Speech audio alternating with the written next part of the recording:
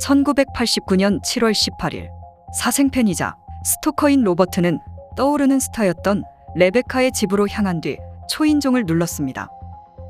그리고 레베카의 마지막 말은 왜? 라는 말이었습니다.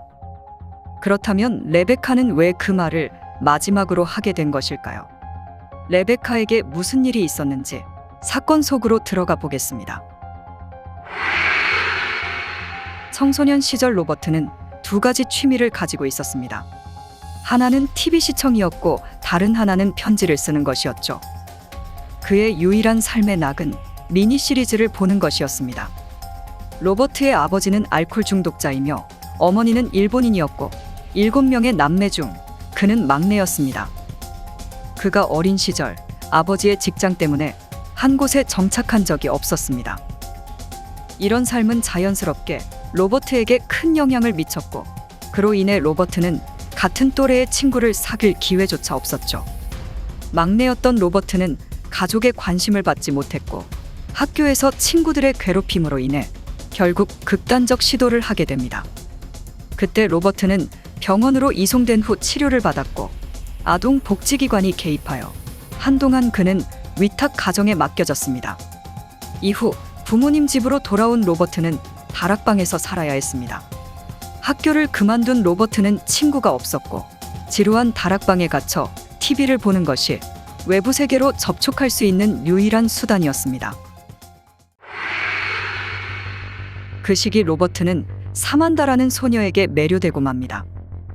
사만다는 10대 소녀로 평화운동가이며 여배우였습니다.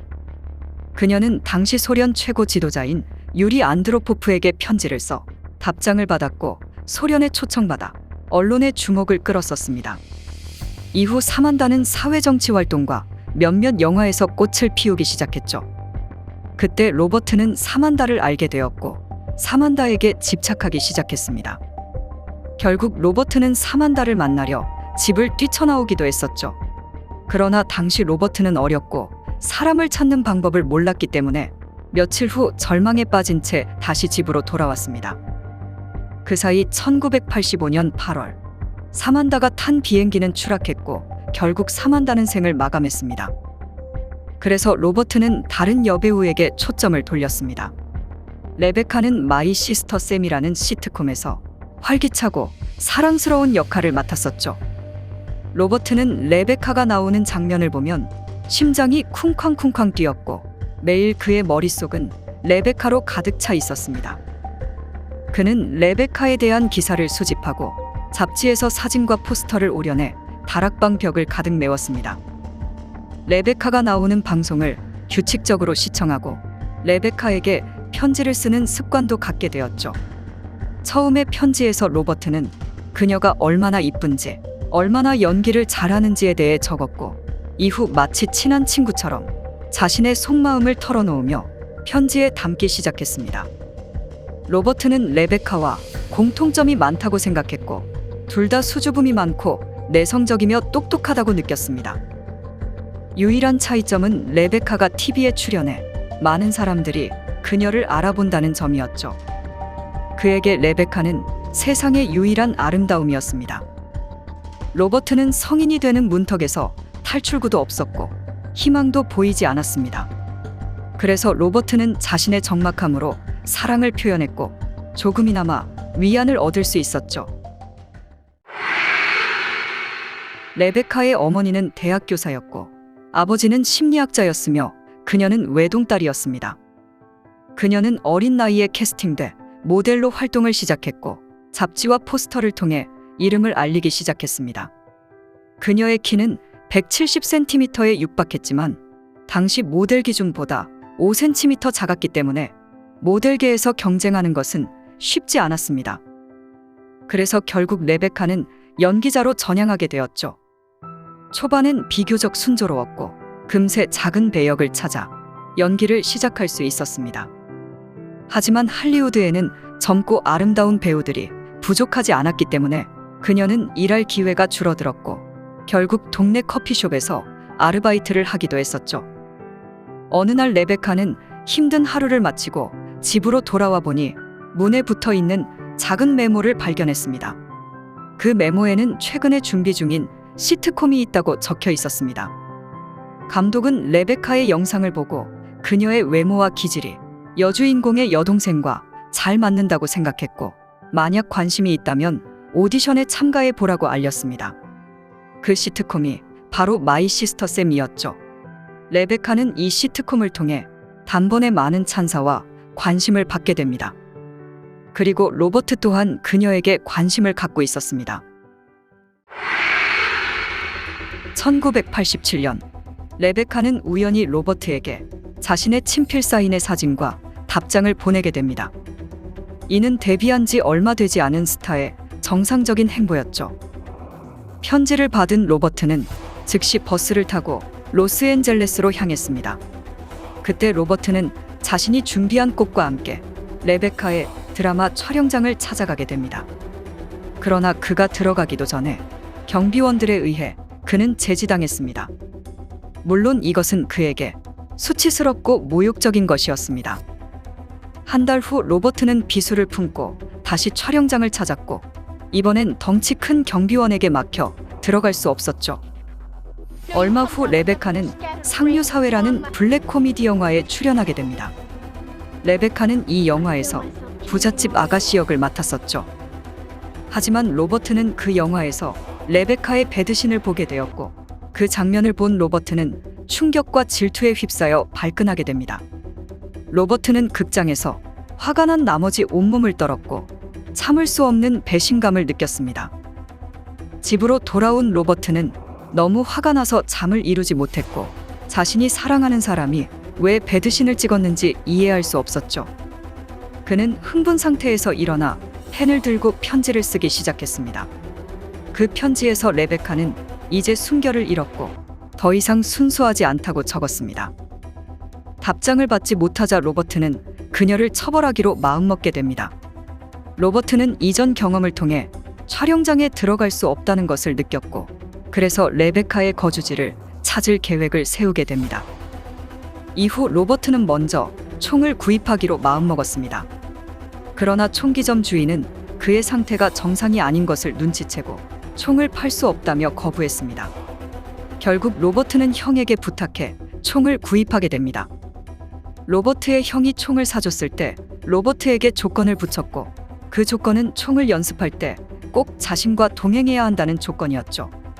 로버트는 약속을 지키겠다고 말했지만 전혀 마음에 담아두지 않았습니다.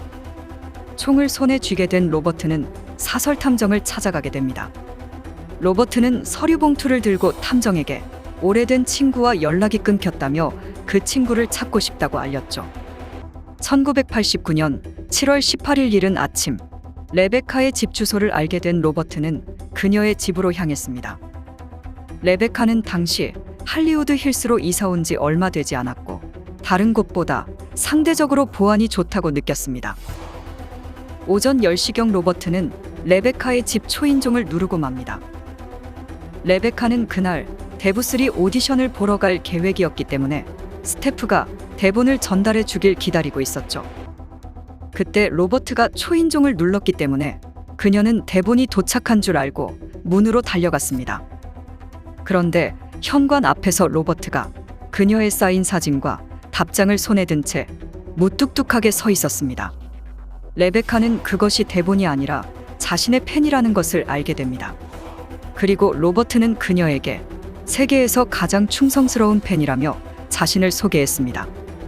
레베카는 고맙다는 인사를 건넸고, 곧 오디션을 봐야 하기 때문에 길게 말할 수 없다며 최대한 정중하게 설명했습니다. 그리고 가볍게 인사를 한 후 레베카는 문을 닫았습니다. 로버트는 한참을 멍하니 문 앞에 서 있다가 근처 식당으로 향한 뒤 아침을 먹었습니다. 아침 식사 후 로버트는 무작정 길을 걷다가 다시 레베카의 집으로 돌아와 초인종을 눌렀습니다. 당연히 레베카는 로버트가 초인종을 눌렀다는 사실을 알았다면 나가지 않았을 것입니다. 그러나 초인종이 고장 났었기 때문에 대화는 할 수 없었습니다. 결국 레베카는 대본이 도착한 줄 알고 다시 문을 열었습니다. 이번에도 문 앞엔 로버트가 서 있었죠. 이때 레베카는 로버트를 보고 참을 수 없었고 로버트에게 자신은 지금 매우 바쁘고 시간을 낭비하고 싶지 않다고 대답했습니다. 그 말을 들은 로버트는 화가 치밀어 올랐고 결국 로버트는 총을 꺼내 그녀의 눈을 바라보며 방아쇠를 당겼습니다. 레베카가 마지막으로 한 말은 왜였습니다. 맞은편에 사는 이웃은 오전 11시경 두 발의 총성을 듣고 급히 밖으로 뛰쳐나왔습니다. 그가 도착했을 때 레베카는 생사를 헤매고 있었죠. 레베카는 병원으로 이송됐지만 결국 30분 후 숨을 거두고 말았습니다. 목격자들은 노란 티셔츠를 입은 남자가 옷을 벗고 가방과 함께 인근 지붕 위로 집어 던졌다고 증언했습니다. 경찰은 목격자들의 증언으로 지붕에서 가방을 발견할 수 있었습니다. 다음 날 경찰은 한 남자가 고속도로에서 뛰어다니고 있다는 제보를 받았고 그 남자를 체포하고 보니 그가 바로 로버트였죠. 체포 직후 로버트는 자신의 범행을 모두 자백했습니다. 이 사건의 담당 검사는 마르시아 검사에게 넘겨졌습니다. 마르시아 검사는 몇 년 후 오제이 심슨의 사건을 맡기도 했었죠. 사건을 인수받은 후 마르시아는 로버트와 한 가지 협상을 하게 됩니다. 만약 로버트가 벤치 트라이얼에 동의한다면 사형은 면하게 해주겠다는 제안이었죠. 벤치 트라이얼은 배심원이 참여하지 않고 판사에 의해 진행되는 재판입니다. 마르시아가 이런 결정을 내린 이유는 로버트가 정신질환 이력이 있었기 때문에 배심원단을 통해서는 로버트의 유죄 판결을 내릴 자신이 없었기 때문이었죠. 로버트의 변호사는 로버트의 모든 혐의에 대해 인정했습니다. 물리적 증거와 로버트의 자백으로 부인하기는 쉽지 않았죠.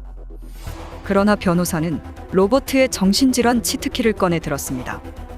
그리고 변호사는 레베카도 피해자지만 사실 로버트도 피해자라며 감정적으로 호소했습니다. 로버트의 부모의 방치와 제대로 된 치료가 진행되지 않았기 때문에 결국 이 사달이 난 것이라고 말했죠. 이제 이 사건의 핵심은 로버트가 레베카를 계획적으로 살해했는지 여부였습니다. 변호사는 로버트의 정신분열증을 입증하기 위해 수년간의 병원 진단서와 이웃들의 증언, 그리고 지역 경찰서의 체포 기록 등을 꺼내 그의 병증을 뒷받침했습니다. 정신과 전문의 또한 로버트의 정신질환을 인정했고 그가 분명 정상이 아님을 인정할 수밖에 없었죠. 그러나 판사는 계획된 살인이라고 보았습니다. 로버트가 의도적으로 총을 구입했으며 사설 탐정을 찾아가 레베카의 정보를 알아냈기 때문이었죠.